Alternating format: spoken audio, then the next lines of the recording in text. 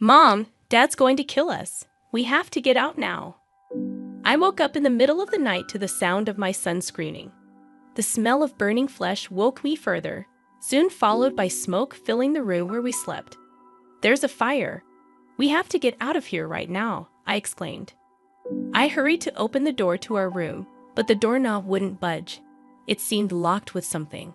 I felt despair creeping in, thinking we had lost our way out, and it might be the end of us. Then, my 10-year-old son shouted, "No time to dwell." His quick thinking saved us, and we began our escape. Later, we sought revenge against my husband. I, Violet, 38 years old, had graduated from college and worked for an advertising agency. I married my former colleague, Darren, 12 years ago, and together we have a son. Darren loves motorcycles and spends his days off doing maintenance on them.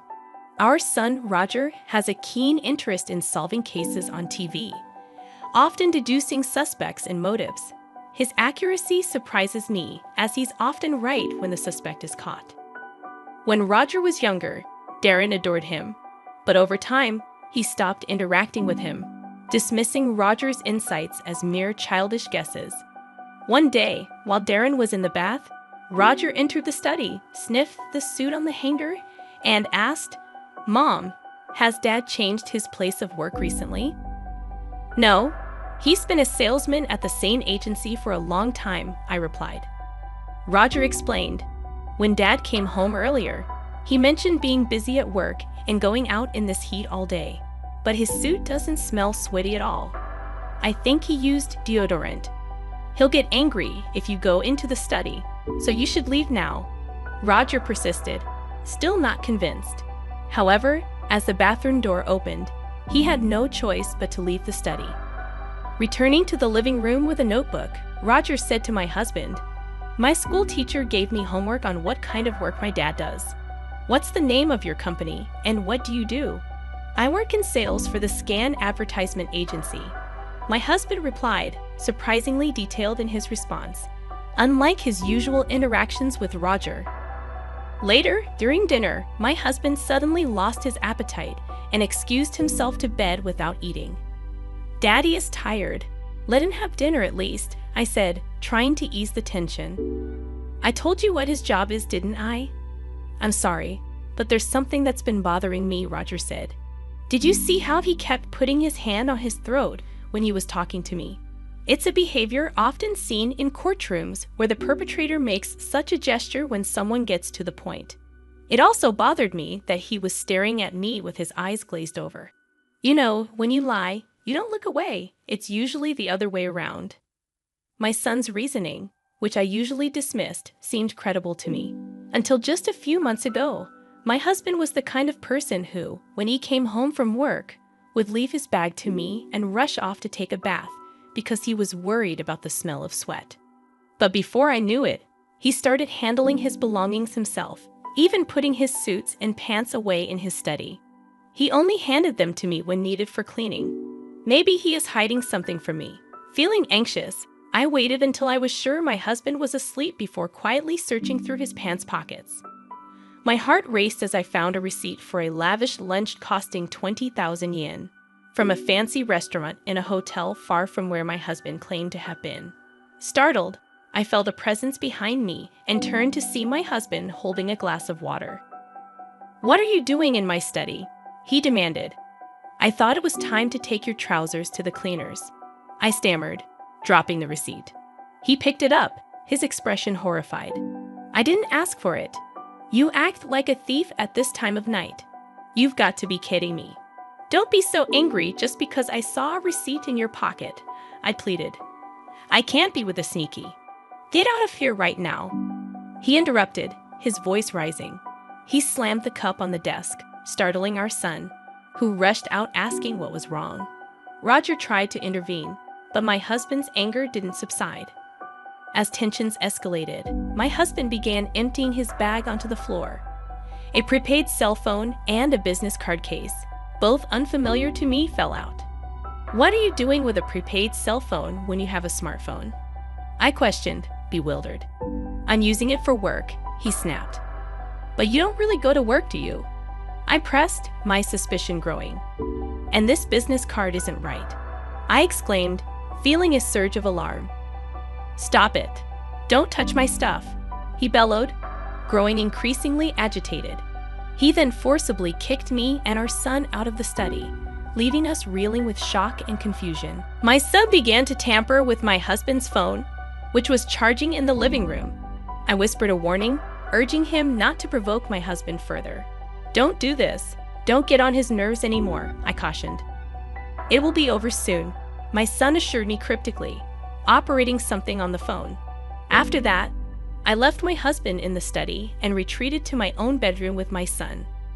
The questions about the extra phone lingered in my mind, but dwelling on them didn't provide answers. I resolved to keep a close watch and confront my husband directly when the time was right. The next morning, I woke up to the sound of my husband packing his luggage. Concerned, I asked if he was planning to leave because of our argument. His response surprised me. I just got a call from the company. I have to go on a business trip to New York, he explained. They'd opened a new branch there since I quit. Also, I need you to get some kerosene for me. I'll be using it to do maintenance on my bike during the summer. I'll be back tomorrow at noon, so make sure to have it ready by the end of the day. I felt relieved hearing my husband's calm tone, a stark contrast from the tension of the previous day. Yet I couldn't shake the feeling that something about him seemed off, different from his usual self. After sending Darren out, I arranged for kerosene to be delivered from the gas station, despite it being out of season. Later, as the end of the school day approached before summer vacation, my son was surprised by the unusual delivery. He seemed to hesitate for a moment, and I understood his unspoken thoughts, but decided not to pursue them further. That night, as I lay in bed trying to sleep, my son joined me, sensing my unease. It was the first time we'd slept together in a long while. Suddenly, in the middle of the night, he woke me up with a scream. As I opened my eyes, Roger urgently pulled my hand. "We're going to be killed by Daddy. Let's get out of here right now," he exclaimed. Confused, I smelled burning and saw fire outside the window. Coughing from the smoke, I tried to leave the room, but the door wouldn't budge. I couldn't shake the image of Darren asking me to buy kerosene. Trapped on the second floor, I felt hopeless. But Roger didn't give up. He quickly directed me to the water server, telling me to shower and tying sheets together for an escape. We climbed out the window onto the first floor, where the wind helped clear the smoke. As we watched our home burn, I cried, feeling like I was in a nightmare. But Roger remained strangely composed. "My guess was right. I've got your phone, so I'll check it out," he said calmly. Panic rose within me. "What if you have my phone? We need to call the fire department," I insisted.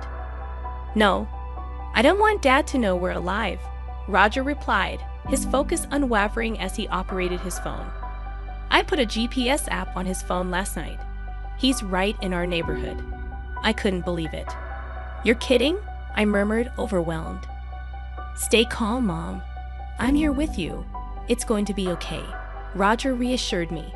"Let's get somewhere safe."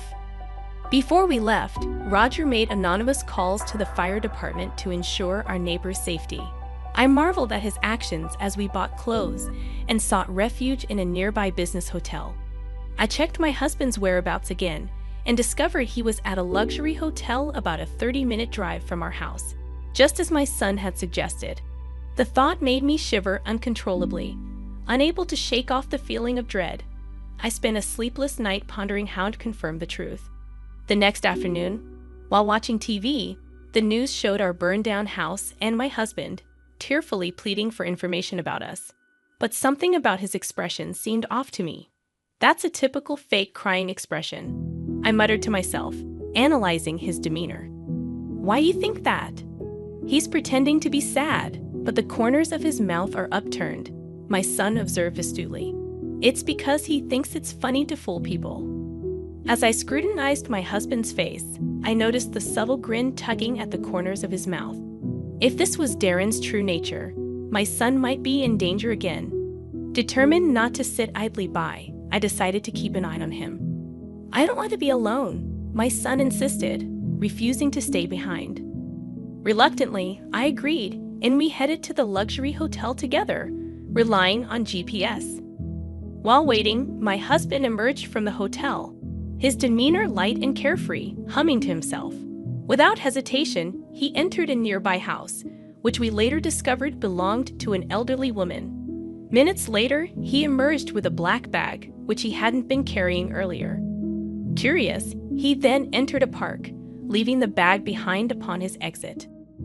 Suspicious of his behavior, but lacking concrete evidence, we watched as my son bravely approached the house and rang the intercom. An elderly woman answered, and my son's expression saddened. "My dad came here earlier, didn't he? Did he give you a business card identical to this one?" he asked, presenting a banker's business card. The woman nodded and retrieved an identical card from her purse, her surprise evident when shown our family photo. She explained that she had recently lost her husband and was living alone. This morning, she had received a call claiming her husband had an inheritance in a hidden account, but she needed to pay an inheritance fee. They were returning tomorrow to collect the remainder. Realization dawned on me. "Dad is doing something wrong," my son asserted. "If my husband is deceiving you, I can't forgive him. Will you help me find out the truth?" In addition, I shared our situation with Ms. Hallman, who nodded in agreement, having seen it on the daytime news. Determined to confront my husband, I hastily prepared for the next day. As expected, my husband arrived at Ms. Hallman's house at 7:00 p.m. to collect the money. He then proceeded to the same park as the previous day. I began, my voice laced with resentment as my son and I confronted him from the shadows. My husband's knees buckled, trembling in fear. "It was you who put us through hell, wasn't it?" my son accused, his tone seething with anger. "You set our house on fire with the kerosene you made me buy for your motorcycle maintenance lie." Trembling with fear, my husband stammered out an apology. My son dropped his banker business card at his feet, mocking his deceit. "It's funny how you have so many of these when you're not a banker. Are you scamming people?" my son questioned, his words piercing through my husband's defenses. Feeling intolerant, I stepped forward, staring him down. "We saw what was in your bag. You didn't want us to find out, so you tried to end us, didn't you?" My husband hesitated, reluctant to confess. Disgusted, I confronted him further, demanding answers. "Why did you commit fraud?" I demanded, my voice trembling with anger. "Was it just for money?" My husband's feeble attempts to evade only fueled my frustration. "Please be gone already," he pleaded desperately, but it was too late. The detective, hidden in the shadows, emerged, seizing my husband as he confessed to everything. My husband's surprise was palpable as he was handcuffed and led away by the police. After seeing him off, my son and I exchanged a triumphant fist bump. We had done it. My husband was apprehended, and justice was served. My husband was sentenced to a long prison term for fraud and arson. The black bag, given to an online accomplice, led to another arrest.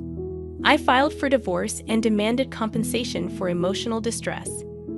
With the insurance money, I bought a new house, determined to start afresh with my son by my side. In our conversations, I discovered my son's dream of becoming a detective. I vowed to support him in achieving his future aspirations, determined to move forward from the ordeal stronger than ever before.